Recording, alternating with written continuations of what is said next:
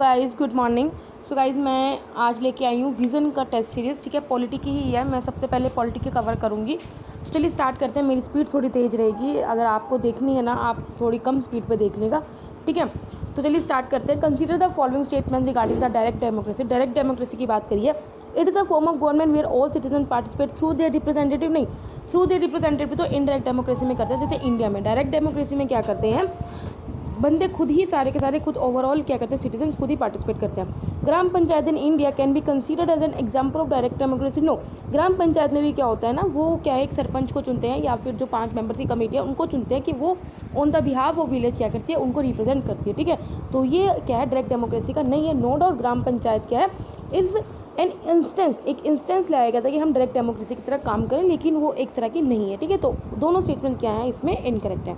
आगे बढ़ते हैं। On a particular date 300 members are present in the Lok Sabha at the time of voting in this scenario an amendment bill under article 368 of the constitution. देखो, अगर 300 member present है लोकसभा में, तो आप अमेंडमेंट अगर आपको कोई बिल करना है तो आप मतलब कि उसके लिए क्या चाहिए आपको, can be pass with the support of only 150 members.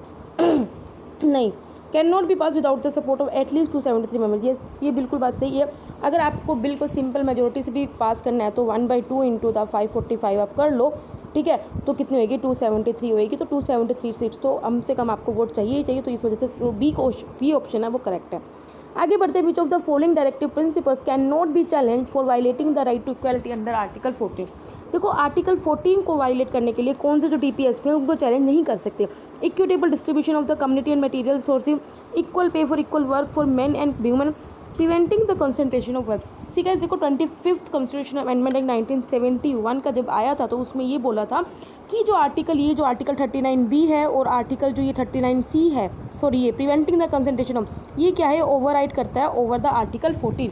इस वजह से जो फर्स्ट और थर्ड है ना, इसको हम चैलेंज नहीं कर सकते। ठीक है, तो इस वजह से first and third is the correct answer. ये कहीं पे भी बात नहीं हुई थी। Equal pay for equal work की बात कभी ओवर रीडर में नहीं हो रही, नो डाउट इसका क्लोजर 39D है। ठीक है, लेकिन जो 25th कॉन्स्टिट्यूशन अमेंडमेंट एक्ट 1971 के अंदर आया था उसमें यही था कि जो आर्टिकल 39B और आर्टिकल 39C है वो ओवर रिडन हो सकते हैं आर्टिकल 14 में। ठीक है, so correct answer is 1 and 3। With reference to the permanent लोक अदालत, consider the following statement. These are the permanent bodies with the chairman and 2 members. ये बात बिल्कुल सही है। Only cases where the value of the dispute is more than 10 lakhs are decided to by the permanent लोक अदालत। नहीं, जिनके dispute की कॉस्ट टिल 1 करोड़ तक की केसेस होते हैं ना, वो परमानेंट लोक अदालत सुन सकते हैं। तो इसलिए सेकंड स्टेटमेंट गलत होगी है। Award of the president permanent लोक अदालत is final and binding upon the party. ये बात बिल्कुल सही है। जो भी परमानेंट लोक अदालत जो डिसीजन देती है वो फाइनल होगा, बाइंडिंग होगा। हाँ, नो डाउट आप उसे अपील कर सकते हो। ठीक है, तो फर्स्ट एंड थर्ड क्या है, राइट स्टेटमेंट। आगे बढ़ते हैं। With reference to the recently inaugurated new space India limited, which of the following statement is are correct. It is a wholly owned government of India undertaking which will function as a commercial arm of the ISRO. ये बात बिल्कुल सही है। It has been mandated to manufacture small satellite launch vehicle in collaboration with private sector. ये बात भी सही है। इसका काम यही है कि वो SSLV को मैन्युफैक्चर करेगी प्राइवेट सेक्टर के साथ कोलैब करके। It will market spin off technologies and product services both in India and abroad. Yes, ये बात बिल्कुल सही है। तो all the 3 statement are the correct about this. Which of the following statement is not correct regarding the 9th schedule of the Indian Constitution। देखो 9th constitution हमारे में constitution में ऐड हुआ था फर्स्ट कॉन्स्टिट्यूशन अमेंडमेंट 1951 में। ये बात बिल्कुल सही है। It was inspired by the English constitution. ये बात भी बिल्कुल सही है। The inclusion of any law under the 9th schedule requires an amendment under article 368 bye special majority of the parliament. ये बात बिल्कुल सही है। अगर आपने कोई इसके अंदर लॉ इंसर्ट करना है तो आपको आर्टिकल 368 के पहले अमेंडमेंट करना है, वो भी by special majority. It was brought under the purview of the judicial review by the supreme court in the Coelho case. भाई इस वाले केस में नहीं आया था, ये जुडिशियल रिव्यू के अंदर आया था। आयर कोहिलो केस 2007 के केस में आया था।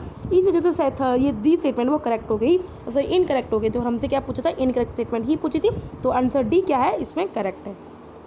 आगे बढ़ते हैं। Who among the following were the members of the drafting committee of the constituent assembly. B R Ambedkar भी जी थे, गोपाल स्वामी भी जी, के मुंशी भी, BN राव नहीं थे। हम आपको बताते टोटल 7 मेंबर्स थे, जिसमें से ये 3 तो थे ही, अम्बेडकर, गोपाल स्वामी मुंशी। इसके अलावा जी अय्यर थे, BL मित्रा थे, DP खेतान थे और मोहम्मद अब्दुल्ला थे। जिस वजह से 1 section 3 are the correct statement. In the text of the preamble the principle people of the India secure to all citizen liberty of thought, profession, believe, worship. आपको पता है 5 तरह की लिबर्टी देता है, thought, expression, believe, faith and worship की। ठीक है, तो first, third and fourth are the statement correct. ठीक है, India was the recently re elected as an observer to an Arctic Council in this contest, consider the following statement. Australia is the only non Arctic state to be a member of Arctic Council. देखो मैं आपको बता दूं, Australia पहली बात इसका member ही नहीं है। इसके अलावा जो आर्कटिक काउंसिल के जो मेंबर्स हैं वो कनाडा है, USA, Denmark, Finland, Sweden, Norway, Russia and Iceland है। The Arctic region has high rich oil and natural gas reserve. ये बात बिल्कुल सही है, माना जाता है कि आर्कटिक रीजन में ऑयल एंड नेचुरल गैस के रिजर्व्स हैं। Both Antarctic and Arctic are the considered the part of the global commons. नहीं, आर्कटिक को ग्लोबल कॉमन्स का नहीं पार्ट माना जाता। देखो ग्लोबल कॉमन्स वो होते हैं जिनको क्या है हर एक नेशन का इक्वली यूज़ करा जाता है। अंटार्कटिका को ग्लोबल कॉमन माना जाता है, आर्कटिक को ग्लोबल कॉमन नहीं माना जाता। इस वजह से थर्ड स्टेटमेंट है वो गलत होगी। So correct statement is only the second statement, that is the B is the right answer. The term federation can be best explained in terms of an agreement between the center and the constitution units in order to set up a federation। नहीं भाई, कोई agreement नहीं है ऐसा। Dependence of the state government on the centre for all funds function and function. नहीं, state government dependent नहीं है। Constitutional devolution of powers to the state government, ये बात बिल्कुल सही है। हमने कॉन्स्टिट्यूशन ने क्या करा, स्टेट गवर्नमेंट हमने डिसेंट्रलाइज, ताकि पावर का क्या बना रहे, डिसेंट्रलाइजेशन बना रहे, इसलिए हमने क्या किया, स्टेट गवर्नमेंट्स को बनाया है, उनको पावर दी है। Extraordinary power with centre to unilaterally change the federal principle. देखो ये तो एक यूनिटरी पावर में आ गया, बल्कि एक्स्ट्रा जो सेंटर को, जो हम स्ट्रॉन्ग सेंटर क्यों बनाते हैं, स्ट्रॉन्ग सेंटर इसलिए होता है क्योंकि सेंटर के पास एक्स्ट्राऑर्डिनरी पावर है। आगे बढ़ते हैं, which of the following are included in the original jurisdiction of high court की बात करिए। Enforcement of fundamental rights of citizen, ये बात बिल्कुल सही है। Matters related to marriage and divorce, yes. Dispute between two और मोर स्टेट, भाई ये तो सुप्रीम कोर्ट की ओरिजिनल जुरिस्डिक्शन है तो ये नहीं आएगा। Dispute related the election of the member of the state, ये बात बिल्कुल सही, आपको पता होना चाहिए सुप्रीम कोर्ट के जो डिस्प्यूट्स होते हैं वो प्रेसिडेंट और वाइस प्रेसिडेंट के इलेक्शन के डिस्प्यूट को चुनता है, लेकिन हाई कोर्ट के पास एमपी या एमएलए के रिगार्डिंग जो डिस्प्यूट्स होते हैं वो कौन हाई कोर्ट सुनता है। तो first, second and the fourth statement are the correct statement. With reference to the right to privacy in India consider the following statement. Right to privacy has been made fundamental right in case Puttaswamy, ये बात बिल्कुल सही है, 2014 में आया था, तभी हमने राइट टू प्राइवेसी को फंडामेंटल राइट में ऐड किया था। Unauthorise phone tapping is violative of right of privacy, ये बात बिल्कुल सही है, आप फोन टैप नहीं कर सकते। In India only the central government is allowed to tap the phone. Central government नहीं, सिर्फ स्टेट गवर्नमेंट को भी अलाउड है कि वो फोन को टैप कर सकते, इस वजह से थर्ड स्टेटमेंट गलत होगी। तो first and second statement are the correct statement. ठीक है, आगे क्वेश्चन पे बढ़ते हैं। Which of the following is are included in the fundamental duties as per the constitution of the India to sing national anthem during the morning assembly in the school. देखो हमारी fundamental duty ये है कि हमें respect करना है national, अपने national anthem का, नेशनल फ्लैग का, लेकिन ऐसा सिंग करना ये कोई भी फंडामेंटल ड्यूटी नहीं है। To have the compassion of the living creature, yes, हमें जो भी हमारा बायोडाइवर्सिटी एनवायरमेंट है उसके लिए हमें क्या करना है, एक सिंपैथी बना के रखनी है। To safeguard public property, yes. तो सेकंड एंड थर्ड क्या है, हमारी पब्लिक फंडामेंटल ड्यूटी है। आगे बढ़ते हैं, article 3 of the Indian constitution authorises the parliament to alter the boundary of any state, yes. To alter the name of any state, yes. Alter the name of a town in a state, भाई ये तो state legislature खुद भी कर लेगी। ठीक है, तो ये थर्ड स्टेटमेंट गलत है, तो फर्स्ट एंड सेकंड क्या है, बिल्कुल सही है। ठीक है, in the context of the modern nation state which of the following are the features of a soft state. देखो सॉफ्ट स्टेट क्या होते हैं, देखो सॉफ्ट स्टेट की बात करते हैं, वही जो थोड़ी लीनियंट होता है, जिनका एटीट्यूड क्या होता है, कोई लीनियंट होता है। ठीक है, आप इंडिया को देख लो। ठीक है, non possession of the military forces and war weapon, no.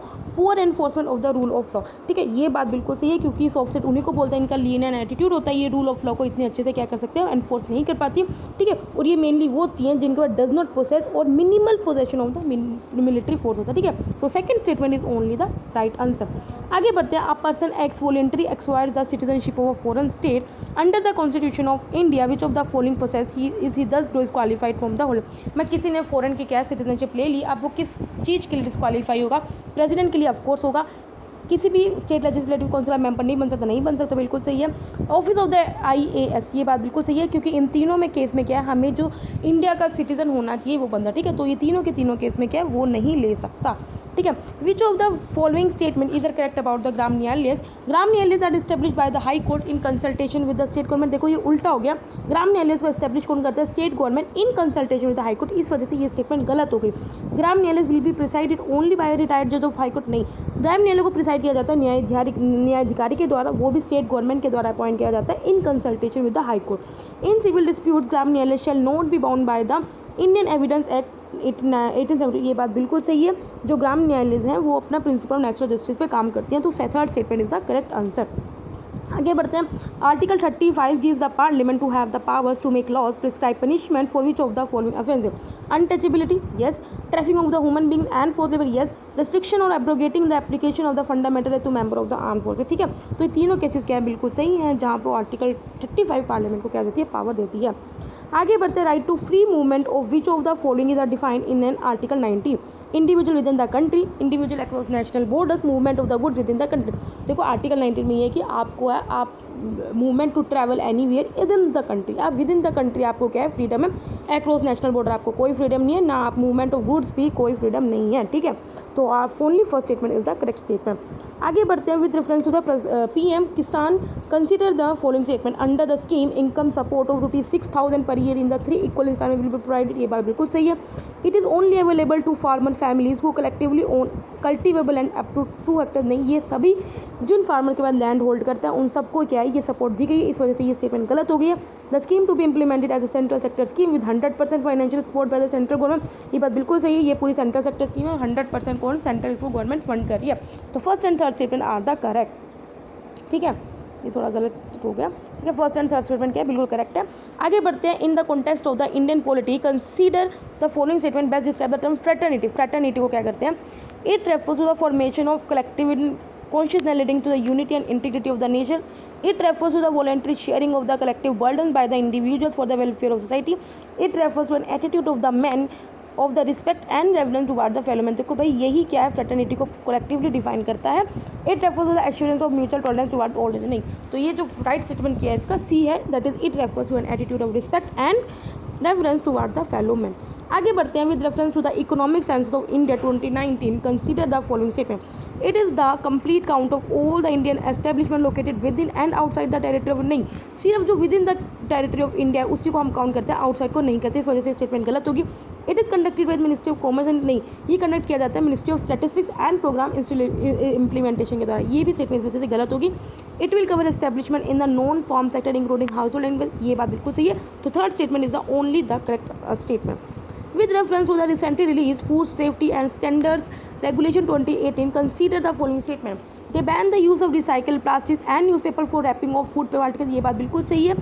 Tin container one use must be reuse for the packaging. नहीं, टिन कंटेनर जो एक बार यूज़ हो गए वो दूसरी बार नहीं यूज़ होंगे, इस वजह से स्टेटमेंट गलत होगी। Complaints with this regulation in voluntary in nature. नहीं, वॉलंटरी नहीं है, आपको करना ही पड़ेगा, नहीं तो आप पे फाइन हो सकता है, ठीक है। तो first statement is the only correct statement, ठीक है। आगे बढ़ते हैं। The supreme court in the NALSA judgment recognise the right to self determination of gender identity following the. अभी हमने ट्रांसजेंडर की बात करी। Following the judgment the transgender but entitle to which of the following fundament. मैं transgender कौन कौन से right है, यस बिल्कुल बात है, राइट टू इक्वालिटी उनको भी है, यस ये आर्टिकल 15 भी उनके साथ कोई डिस्क्रिमिनेशन नहीं कर सकता। आर्टिकल 16 ये बात भी बिल्कुल सही है, उनको एम्प्लॉयमेंट में पूरा हक है। तो all the 3 rights are given to the transgender. तो all the 3 statement are the correct, ठीक है। नेक्स्ट क्वेश्चन पे बढ़ते हैं।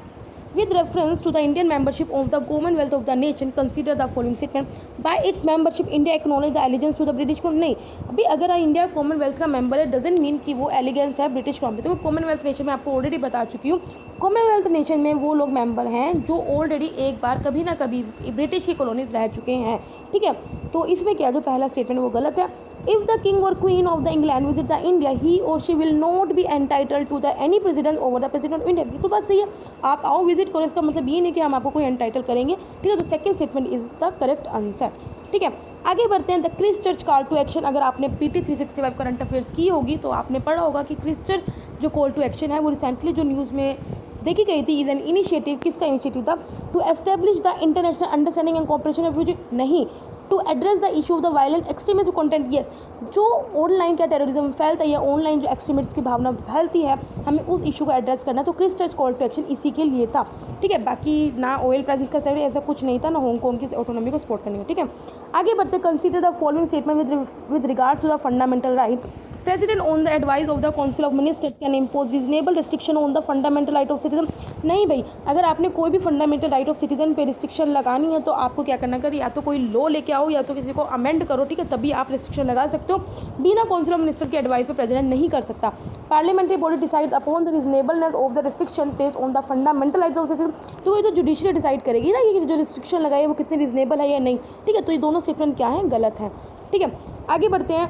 Consider the following pairs of the features and the acts which introduce themselves. Introduction of the board of the control to manage political affairs. ये ठीक है, बिल्कुल बात सही है। पिट्स इंडिया एक्ट 1784 में क्या है, बोर्ड ऑफ कंट्रोल को हम इंट्रोड्यूस किए थे। Introduction of the open competitive of selection of civil servant. ये बेसिकली ये चार्टर एक्ट 1853 में आया था, ठीक है, 1813 में नहीं आया था। Association of the India with the executive council of anniversary Indian council act 1909, ठीक है, ये बिल्कुल सही है। तो फर्स्ट एंड थर्ड स्टेटमेंट क्या है, बिल्कुल सही है। आगे बढ़ते हैं, services trade destructive index STRI and index denoting information on regulation affecting trade in services is release by. देखो ये जो इंडेक्स है वो रिलीज़ कौन करता है, OECD क्या करता है, रिलीज़ करता है, that is the organisation for economic cooperation and development. ये 2014 में रिलीज़ किया गया था।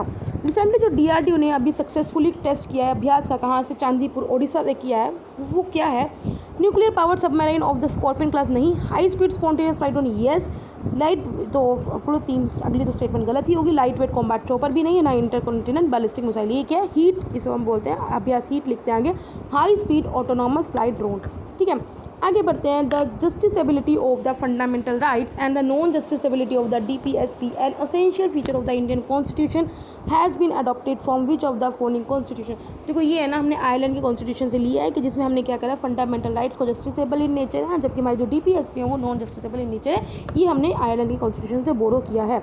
With reference to the high courts in India, president has the which of the following powers, ठीक है, deciding the matter of the dispute to the age of the जज of high court, ये president decide कर सकता है, ठीक है। Exclusion the jurisdiction of the high court from any UT, देखो ये जो जुरिस्डिक्शन है ये पार्लियामेंट डिसाइड करेगी, प्रेसिडेंट नहीं करेगा, इस वजह से सेकंड स्टेटमेंट गलत होगी। Determine the strength of the high court, yes, ये भी प्रेसिडेंट डिसाइड करेगा, तो first and third statement are the correct. With reference to the recently changed definition of the kilogram, which of the following statements are correct? A kilogram will now be defined by being compared with the physical object as a standard of reference, नहीं standard of reference में तो बहुत हैं भाई, seconds भी हैं। The definition of the kilogram will become universal, yes, ये बात बिल्कुल सही है। इवन की ये भी स्कूल को भी बोलते हैं कि अपने टेक्स्ट बुक्स में क्या करो, अपडेट करो किलोग्राम की डेफिनेशन को, तो सेकंड स्टेटमेंट क्या है, बिल्कुल सही है, ठीक है। आगे बढ़ते हैं, with reference to the evolution of the balance between DPSP and fundamental right, consider the following से। जो चंपाकरण टूरिज्म केस में बोला था DPSP have to confirm and to run as substitute to fundamental, बिल्कुल सही है। गोलकनाथ केस में क्या बोला था, fundamental rights can not be amended for the implementation of DPSP, ये बात भी बिल्कुल सही है, ठीक है। मिनर्वा मिल्स केस में क्या बोला था, supremacy to all the DPSP over the fundamental rights conferred by the article, देखो ऑल नहीं है, मैंने आपको ऑलरेडी बता चुकी हूँ, 39B और 39C है, सिर्फ उन्हीं को सुप्रीमेसी मिलेगी ओवर द आर्टिकल, ठीक है, तो ऑल नहीं है, ठीक है, इस वजह से स्टेटमेंट गलत होगी, तो फर्स्ट एंड सेकंड क्या है, करेक्ट है। आगे बढ़ते हैं, which of the following statement with regard to the ad hoc जजेस of the Supreme Court is not correct. They are appointed by the Chief Justice of India when there is a lack of quorum. The permanent judges to hold or continue any session of the Supreme, ये बात बिल्कुल सही है, जब lack of quorum है हम ad hoc जज को क्या कर सकते हैं, अपॉइंट कर सकते हैं। They shall be qualified for the appointment as a judge of High Court, नहीं, उसे क्वालिफाइड होना चाहिए एज अ जज ऑफ सुप्रीम कोर्ट, इस वजह से ये क्या होगी, स्टेटमेंट गलत होगी, ठीक है। It is their duty to attend the sittings of the Supreme Court in priority to other duties, yes, उनकी ये ड्यूटी है। They enjoy all the jurisdictions, powers and privileges as a judge of the Supreme Court while appointing an ad hoc, ये बात बिल्कुल सही है। तो incorrect statement क्या है, बी स्टेटमेंट इनकरेक्ट है, ठीक है, उन्हें क्वालिफाइड होना चाहिए एज अ जज of the high supreme court, ठीक है। आगे बढ़ते हैं, consider the following statement with reference to the article 20 of the Indian constitution, it provide for the protection against the double ज्योमेट्री। देखो गाइस, मेरे को इस क्वेश्चन में थोड़ा डाउट है, ठीक है, क्योंकि मेरे अकॉर्डिंग क्या है कि ये डबल ज्योमेट्री के अगेंस्ट प्रोटेक्शन देता है। Under it a public servant punished in the court of law may be subjected to the departmental proceeding for the same offence, ये दोनों स्टेटमेंट क्या सही है, ठीक है, लेकिन जो आंसर जो दे रखा है उसमें सेकंड दे रखा है, तो गाइस ये थोड़ा मेरा डाउट क्वेश्चन है, ये आप देख लेना एक बार, ठीक है। आगे बढ़ते हैं, रिसेंटली जो white throated rail, the only flightless bird known in the Indian Ocean area which was brought to be extinct re-emerged through a process of repeated evolution of a similar or the parallel structure from the same ancestor।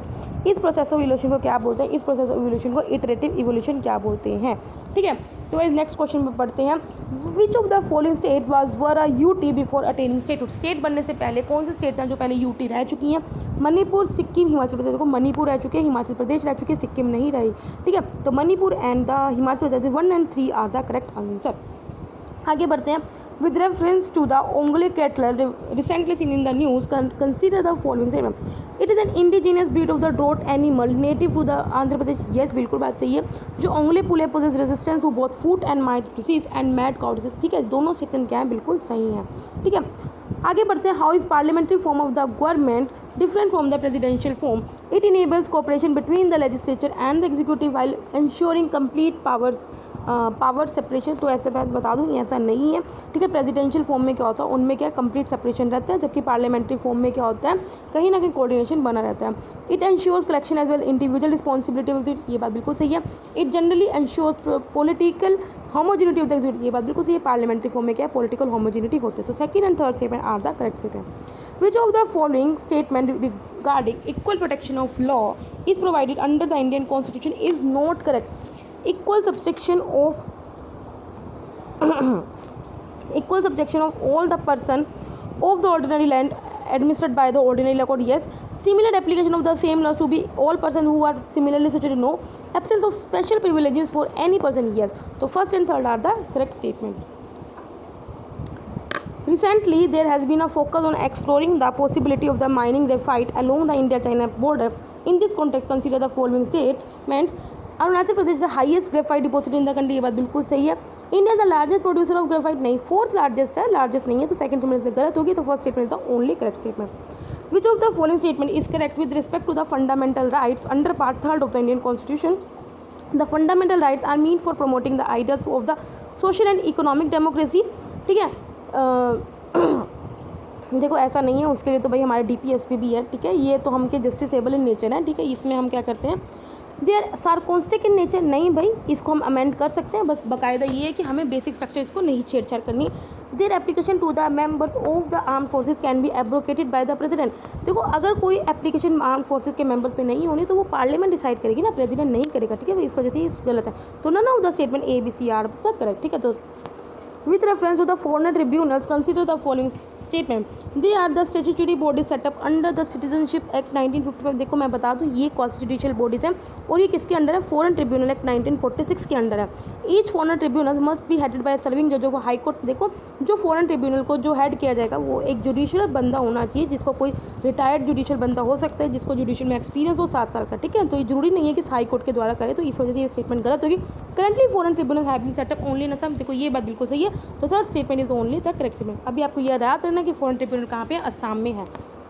Which of the following features was unique about the recently occurred cyclone Fani? It is originated very close to the equator in the Bay of Bengal, ये बात बिल्कुल सही है। It had a very short lifespan of 2 days, नहीं भाई ये 4 to 7 days चला तो ये गलत होगी। It is an extremely severe cyclone which developed in the summer, ये बिल्कुल सही है। तो first and third statement are the correct statement. आगे बढ़ते हैं। With reference to the doctrine of the basic structure led by the supreme court of the India, which of the following are considered as the basic feature of the Indian constitution? Effective access to justice, yes. The supremacy of the fundamental rights over the DPSP, देखो ये basic feature नहीं है। Social justice, yes, बिल्कुल बात सही। Proclamation of emergency, नहीं, ये कभी भी बेसिक स्ट्रक्चर में नहीं है। तो first and third statement are the correct statement. Which of the following में result in the loss of citizenship in of an Indian citizen? अगर इंडियन सिटीजन की क्या सिटीजनशिप है, जब वो क्या कर देगा, वो अपनी सिटीजनशिप से हाथ धो बैठेगा। किस केसेस में? If the citizen voluntary acquire citizenship of another country, बिल्कुल बात सही है। अगर आप किसी और कंट्री की सिटीजनशिप आपने ले लिया तो आपकी सिटीजनशिप ऑटोमेटिकली क्या हो जाएगी, डिसॉल्व हो जाएगी। If the citizen has been ordinary resident out of the India for 7 years continuous, yes, बिल्कुल बात सही है। अगर 7 साल से वो लगातार बाहर रह रहा है तो उसकी सिटीजनशिप क्या हो जाएगी, नल एंड क्वालिफाइड हो जाएगी। If the citizen has shown disloyalty to the constitution of India, तो भी उसकी सिटीजनशिप क्या हो जाएगी, डिसॉल्व हो जाएगी। तो all the 3 statement are the correct statement, ठीक है। आगे पोर्शन पे बढ़ते हैं। Arrange the following state in the chronological order of their formation. Haryana, Nagaland, Gujarat. देखो हम दोस्त सबसे गुजरात बना था 1960 में, ठीक है। फिर नागालैंड बना था 63 में और हरियाणा बना था 66 में, ठीक है। तो उस हिसाब से क्या है, 3, 2, 1 इज द करेक्ट स्टेटमेंट। आगे बढ़ते हैं। With reference to the Vedanta Desikan, which of the following statement इधर करते। देखो गाइज ये अभी करंट अफेयर्स का था, एक पोस्टेज स्टैंप निकालिए वेदांता देसिकान के नाम पे। He was one of the most prominent preceptor in the Shri Vaishnava tradition, ये बात बिल्कुल सही है, वैष्णव ट्रेडिशन से ही बिलोंग करते थे। He was contemporary of the भक्ति संत रामानुजा, देखो ये पोस्ट रामानुजा के पीरियड के हैं, ये उसके रीजन के लिए। तो first statement is the only correct statement. Consider the following statement. Any alteration that the Constitution of the India undergoes is deemed as an amendment of the Indian constitution. मतलब कि अगर आपने कोई भी कॉन्स्टिट्यूशन में हम अल्ट्रेशन करते हैं तो उसके लिए क्या हमेशा आपको कॉन्स्टिट्यूशन में अमेंडमेंट करना चाहिए? नहीं भाई, आप सिंपल कोई एक लॉ लेके आ सकते हो, उसमें क्या कर सकते हो, उस लॉ से क्या है उसको सिंपल मेजोरिटी से पास करके क्या कर सकते हो, अल्ट्रेशन कर सकते हो। तो ये गलत होगी statement. Amendment in the constitutional provision related to the administration of the schedule tribes would not require that consent of the state legislature, ये बात बिल्कुल सही है। अगर आप कोई एडमिनिस्ट्रेशन में चेंज कर रहे हो शेड्यूल टाइप के तो आपको स्टेट लेजिस्लेचर की कंसेंट नहीं चाहिए। लेकिन अगर आप कोई पावर या उनके फंक्शंस में चेंज कर रहे हो तो आपको रेटिफाई कराना होगा, ठीक है।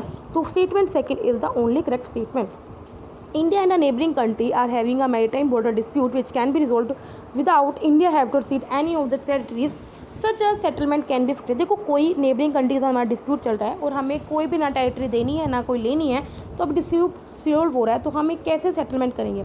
A constitutional amendment by special majority, a constitutional amendment by special majority and also the consent of the half of the state legislature, executive action without the need of any constitutional amendment, the passage of the law by the parliamentary with special simple majority।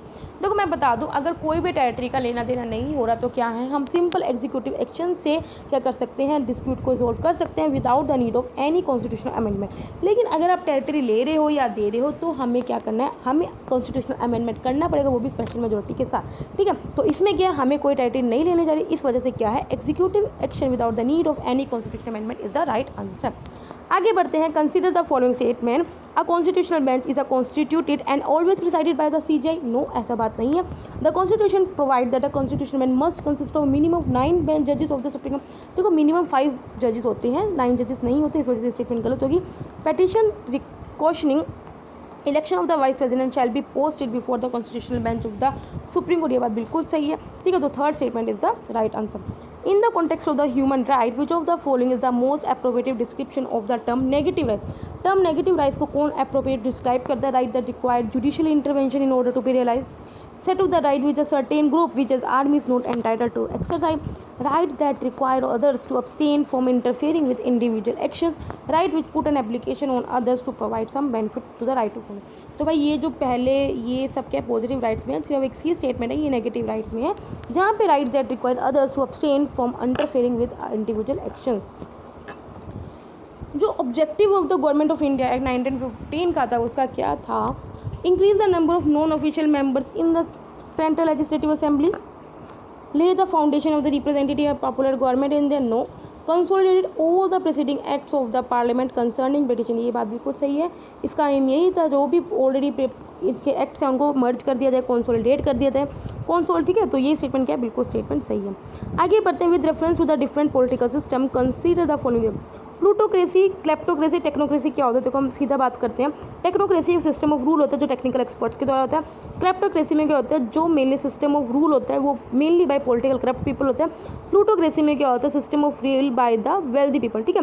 तो third statement बिल्कुल correct है, बाकी जो first statement है ये उल्टा हो गया, तो third statement is the only correct answer, ठीक है। गाइस ये कुछ क्वेश्चन ऐसे होते हैं जो किसी को भी नहीं पता होता है, लेकिन ये है कि हमें टेस्ट सीरीज का मकसद यही है कि हमें नया सीखना है और उसे क्या करना है, ताकि हम जो मेन एग्जाम है वहाँ पे कुछ गलती ना कर सके, तो इसीलिए हम क्या करते हैं, टेस्ट सीरीज ये करते हैं, ठीक है। रिसेंटली जो गवर्नमेंट ऑफ इंडिया ने 5 ईयर विजन प्लान निकाला था, इक्विप का क्यों किया था, to ensure access to higher education, बिल्कुल बात सही है, तो यही राइट आंसर है, बाकी जो है वो बेकार है, ठीक है। आगे बढ़ते हैं। Which of the following features was were introduce for the first time by the Indian council act 1909।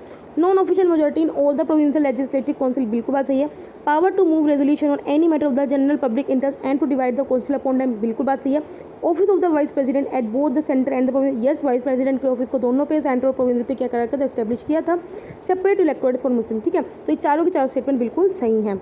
चेंगफोर and Artemis recently seen in the news, देखो ये लूनर एक्सप्लोरेशन प्रोग्राम है चाइना का, जो चेंगफोर और जो आर्टेमिस था वो यूएसए का था लूनर एक्सप्लोरेशन, ठीक है। तो सी स्टेटमेंट क्या है, बिल्कुल सही है, ठीक है। With reference to the constitutionalism which of the following state is the most appropriate, it is an ideology which promote the supremacy of written constitution, no. It means constitution is necessary in a democratic country, no. भाई democratic country तो कितनी है, वहाँ पे constitution हर जगह थोड़ा है।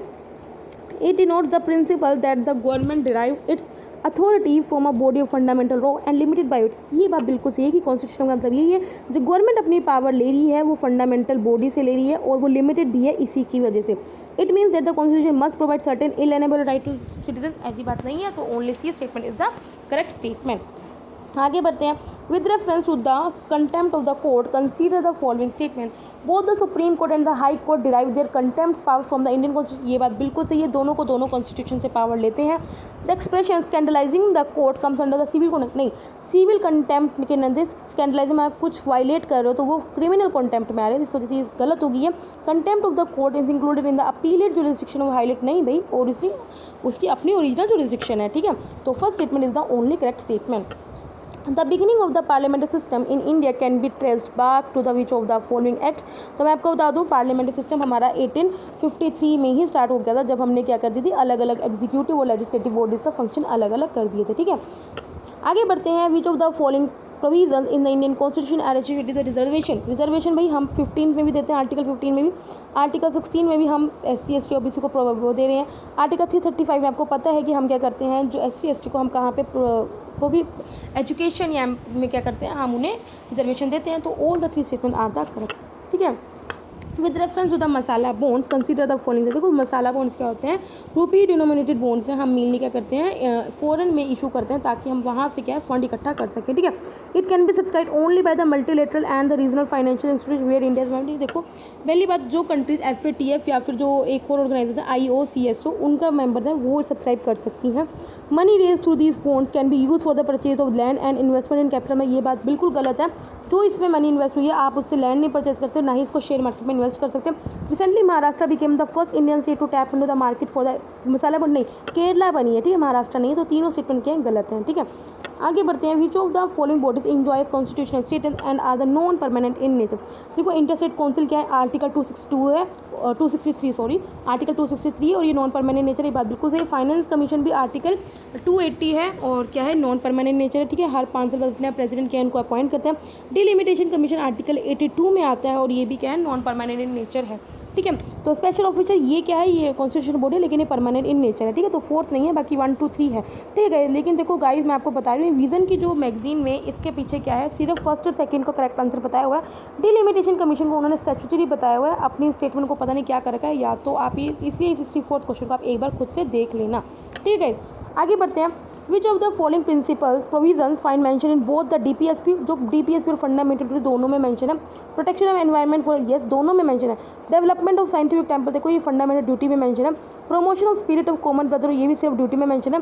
Promote equal justice and to provide free legal aid to poor, ये DPSP में, ठीक है। तो सिर्फ फर्स्ट ऐसा है जो दोनों में मेंशन है, तो first statement is the only correct statement. आगे बढ़ते हैं। Which of the following right privileges are not enjoy by the overseas citizen of India. Contest assembly election नहीं कर सकते वो, ना ही जनरल इलेक्शन में वोट कर सकते, ना ही वो पब्लिक सर्विसेज में अपॉइंट कर सकते। तो दो तीनों के तीनों क्या कर सकते हैं, वो इंजॉय नहीं कर सकते। आगे बढ़ते। Consider the following statement regarding the preamble. It was adopted by the constituent assembly after the draft constitution had been, बात बिल्कुल सही है, ठीक है। 13 दिसंबर 1946 को हमने इसको अडॉप्ट किया था।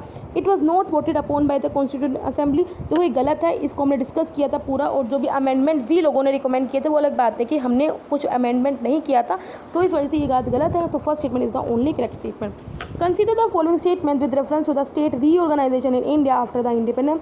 The state reorganisation Commission of 1953 identified linguistic homogeneity as a possible factor for reorganisation, ये बात बिल्कुल सही है। फैज़ अली खान ने फैज़ अली जो कमीशन था उसने यही बोला था कि हमें क्या मतलब कि लिंग्विस्टिक मैटर में हम स्टेट्स को ऑर्गेनाइज कर सकते हैं, कोई दिक्कत नहीं है।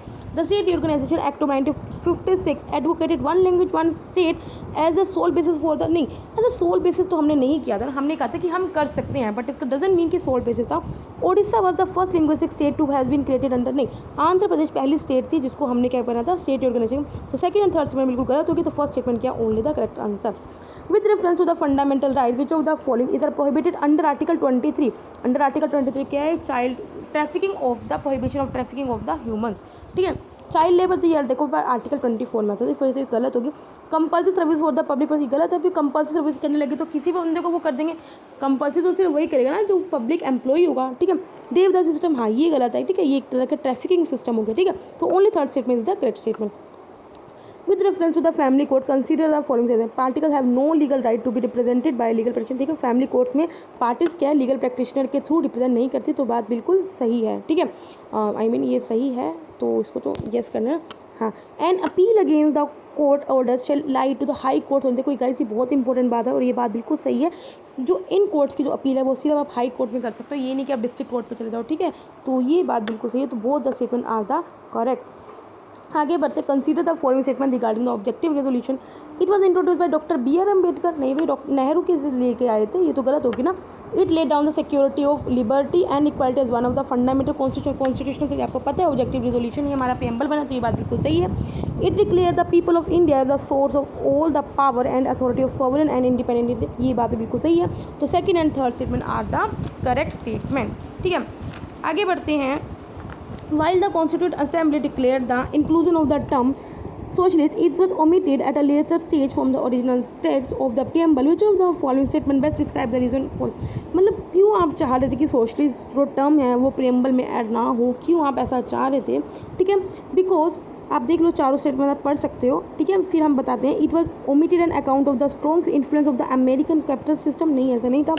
It was against the principle of the democracy for the constitution to decide the kind of society, ये बात बिल्कुल सही है। देखो सोशलिस्ट अगर आप लेके आओगे तो इसका मतलब तो ये है ना कि आपको इक्वल डिस्ट्रीब्यूशन ऑफ वेल्थ करना होगा, ठीक है। तो ये कहीं ना कहीं डेमोक्रेसी के प्रिंसिपल से अगेंस्ट हो जाएगा, ठीक है।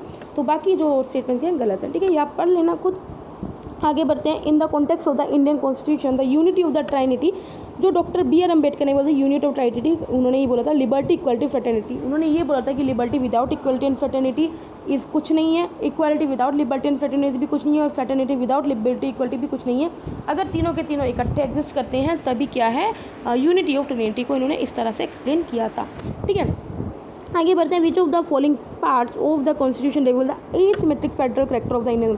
शेड्यूल 1, भाई शेड्यूल 1 तो भाई यूनियन ऑफ स्टेट्स है, ये कैसे एसिमेट्रिक फेडरल को कर देगा, तो ये तो हो ही नहीं सकता। शेड्यूल 4 यस, राज्यसभा की जो सीट्स एलोकेशन है वो साफ एसिमेट्रिक फेडरल स्ट्रक्चर को शो करती है। शेड्यूल 6 भी करता है, क्योंकि हमने देखा कि किस तरह से हम क्या जो स्पेशल करेक्टर दे रहे हैं शेड्यूल स्टेटस को। शेड्यूल 7 भी करता है, क्योंकि किस तरह से हमने लिस्ट को डिवाइड कर रखा है यूनियन लिस्ट, स्टेट लिस्ट और कॉन्टिनेंट लिस्ट में। तो second, third and fourth statement are the correct statement. आगे बढ़ते हैं, which of the following statement is are correct with reference to the NPR, it is registered country the name of Indian citizen only, नहीं भाई इसमें क्या है, हम जो only usual residents of the country होते हैं ना उनके नाम लिखते हैं, यूजुअल रेसिडेंट्स, ठीक है, नॉट इंडियन सिटीजन, वो एनआरसी होता है भाई।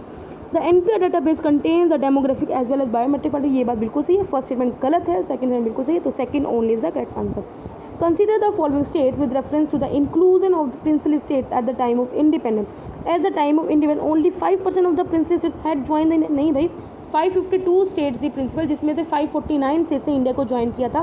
सिर्फ हैदराबाद, जूनागढ़ और कश्मीर ने नहीं ज्वाइन किया था। फिर हमने हैदराबाद को पुलिस से हमने क्या कर लिया था, पुलिस फोर्स से अपने आप को उसको अपने पार्ट बना लिया था।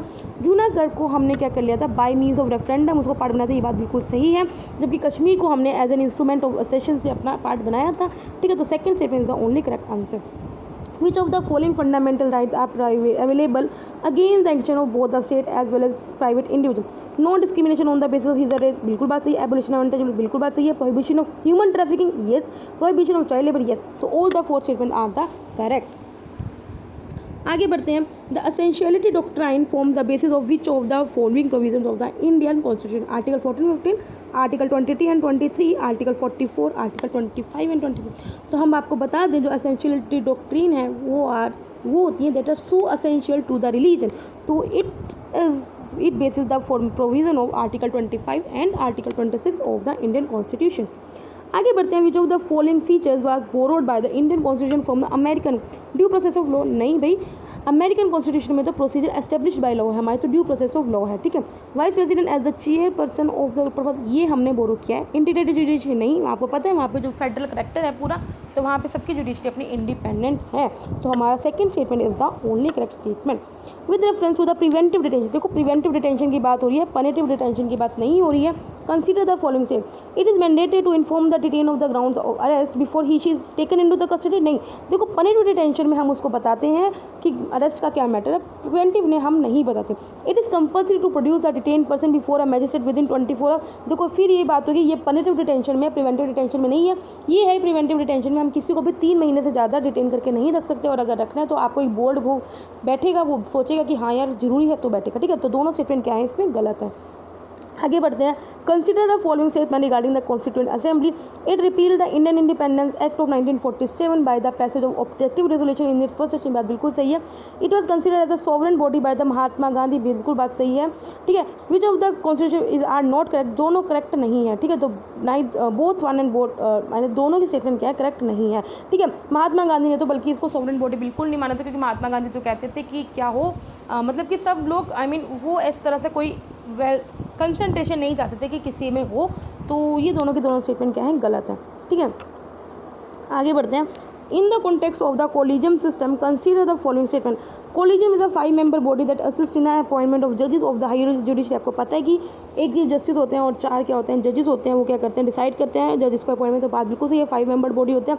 There is no mention of the term collegium in Indian, ये बात बिल्कुल सही है, कोलिजियम इंडियन कॉन्स्टिट्यूशन में कहीं भी मेंशन नहीं किया, तो दोनों स्टेटमेंट क्या है बिल्कुल करेक्ट है। आगे बढ़ते हैं, in which among the following cases supreme court advises are binding on the president. Supreme court की जो एडवाइस है वो प्रेसिडेंट में बाइंड है। Any advice given by the supreme court related to the pre constitutional treaty और agreement to the president, नहीं, अगर वो कोई भी वो प्रेसिडेंट खुद लॉ एंड फैक्ट पे कोई क्वेश्चन पूछता है, डजंट मीन कि सुप्रीम कोर्ट की जो उस पर एडवाइस है वो एप्लीकेबल होगी, नहीं। Recommendation of the supreme court advising removal of the UPSC chairman, ये बात बिल्कुल सही है। देखो यूपीएससी को चेयरमैन हम हटाती तब हैं जब पहले सुप्रीम कोर्ट पूरी इंक्वायरी करता है, उसी के बाद वो प्रेसिडेंट को क्या करता है, ऑर्डर करता है, ठीक है। तो ये बात बिल्कुल सही है, उसकी जो रिकमेंडेशन होगी वो उस पर बाइंडिंग होगी। जो recommendation of the supreme court collegium on matters of the appointment of जजेस ऑफ हाई सुप्रीम कोर्ट, ये बात बिल्कुल सही है। सुप्रीम कोर्ट के जो जजेस की जो अपॉइंटमेंट है वो भी सुप्रीम कोर्ट के जो रिकमेंडेशन है वो प्रेसिडेंट पे बाइंडिंग होगी। तो second and third statement are the correct statement, ठीक है। आगे क्वेश्चन पे पढ़ते हैं, which of the following are the essential features of a state. Well defined territory, yes of course होनी चाहिए। Homogeneous cultural belief, sovereignty a form of government. Homogeneous cultural belief नहीं होते। देखो मैं आपको बताती हूँ स्टेट के लिए क्या होना चाहिए, चार चीज़ें होनी चाहिए, गवर्नमेंट होनी चाहिए, पॉपुलेशन होनी चाहिए, स्टेट होनी चाहिए, सॉवर्निटी होनी चाहिए, टेरिटरी होनी चाहिए, ठीक है। अब गवर्नमेंट होगी तभी तो पॉपुलेशन होगी, सॉवर्निटी होनी चाहिए, टेरिटरी होनी चाहिए, चार चीज़ें होनी चाहिए।